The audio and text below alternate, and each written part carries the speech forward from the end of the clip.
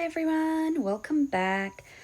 Today I am using the April Kitaholic kit to make this storyline chapters insert layout, and I prepared a bit more for this layout than I normally do because I knew I wanted to use an idea that I actually used in my December daily where I made some pockets and did some journaling and put it inside the pockets. So I am starting off by cutting down all the 4 pieces of paper that I wanted, and I'm cutting them down 5 inches by 5 inches. So those are the 4 papers that I've chosen, except I end up actually switching that yellow to whatever's on the back of that yellow, maybe like that pretty floral pattern. Oh, here it is. Yep, so that pretty floral pattern. And I pre-typed my journaling, and I even coloured my journaling, which is something I don't usually do. And now I'm just going to make this pocket. I'll show you how you do it. So you pretty much look at you use this is from We Are Memory Keepers. You use the little guide that tells you how big to cut the piece of paper, where to score and where to punch the tab. And so you just line that up on the left-hand side, and then you score and punch, and then you just keep lining up the score line that you already have done, which makes it quite easy. So you don't have to keep lining it up in terms of the numbers, making sure that's the correct number. And so once you've scored it, you can and punched it, you can fold it into a little pocket, an envelope. And here's what you shouldn't do. I don't like if I open the pocket and the bottom triangle corner thing is sticking up, so I thought I would cut that off. You round the corner as well, but for now I'm just going to cut that off. What I did is I cut that way too short. So there was a big gaping hole when I tried to make my pocket, which means I had to glue it back together. You can't really tell in the end, which is good, but it's a bit of a hassle. So you'll see here, so I get some double-sided tape, I stick that on there, and then I have to stick the bit that I cut off back on, and yeah, it worked out fine. It was no problem. And then I will show you how you're actually supposed to cut it. Although at this point I probably didn't need it because it was a fair bit shorter, but I'm showing you anyway. So you only cut a tiny little bit off, like that. And then you can make your pocket. So you go ahead and you round all the corners, which is what the other side of the punch does. And then the pocket is ready. You stick it all together using double-sided tape or glue. And then I'm going to, with the magic of editing, I am going to do all of them exactly the same. So there you go.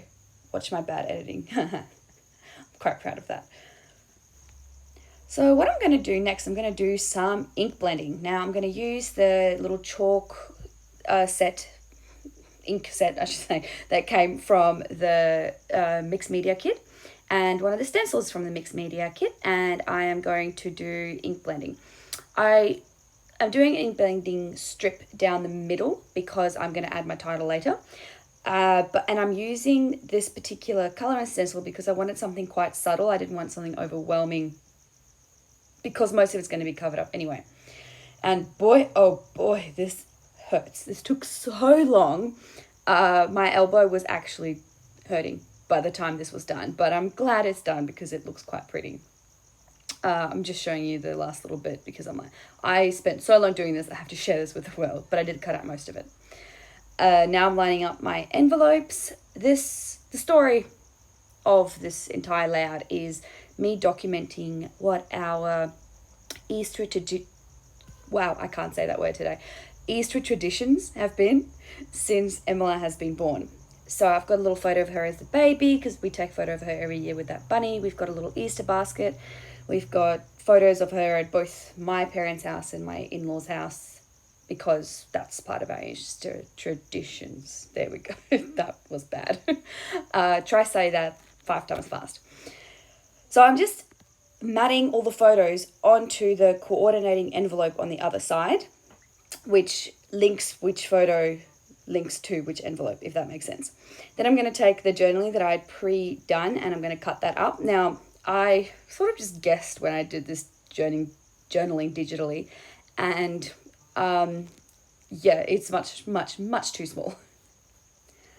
So my solution is actually to create just a little bit of I'll give them the journaling little feet using the matching colours again because I had some of that paper left over. So what I do is I stick the journaling to a little strip of the paper down the bottom to bump it up a bit. And then I also actually use one to make it easy to pull in and out.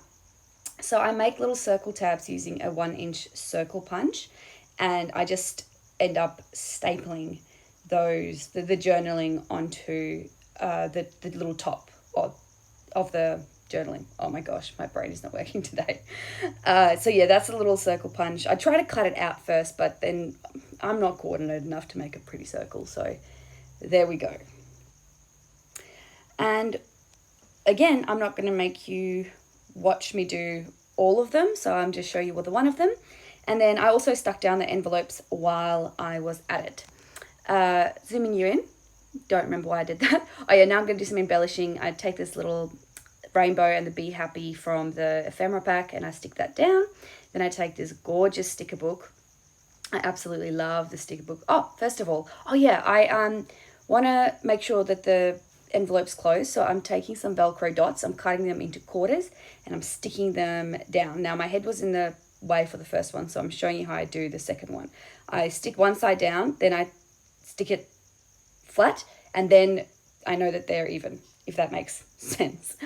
And now I'm just going to start embellishing from the sticker book. I love the little icons and little pictures and everything in the sticker book. It's really, really cute.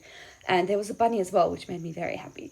So I'm starting off with that little clear sticker, and then I'm going to jump around a bit. I'm going to do some decorating on the top there using these clear flower stickers. Because I have on the diagonal bottom that rainbow, I wanted to create something to balance out the layout on the top, and I'm using those stickers. And then another little clear sticker that says love this. What I love about using these kinds of envelopes in a layout is decorating them is so easy. Once you have the envelopes done, the rest of the layout kind of just does itself. You just stick some pretty things on there, some sentiments, some pictures, and it is good. It's fine. Like, it's just, as I said, I did the same thing in my December daily. I used smaller envelopes, but yeah, I did the similar thing in my December daily, and it's just a bit of fun, and it's another way to bring in your papers and make sure you use your papers. So I'm really happy that I have that particular punch board, which is from We Are Memory Keepers. I think I said that before. Just keep on sticking these things down. I am sticking the bunny down next. I wanted to put it on the purple, but I think it would have gotten lost on the purple because the purple is a bit darker than the rest of the envelope. So I put it on the blue, and the purple actually gets a tray of cakes, which is awesome. Now I'm going to go in with my title. I'm using Kitsch Flamingo Distress Oxide, and I'm going to just stamp Easter traditions. Oh my gosh, watch me fail say that word 100,000 times. So I actually lost a little bit of footage here, but essentially that's what it looks like in the end.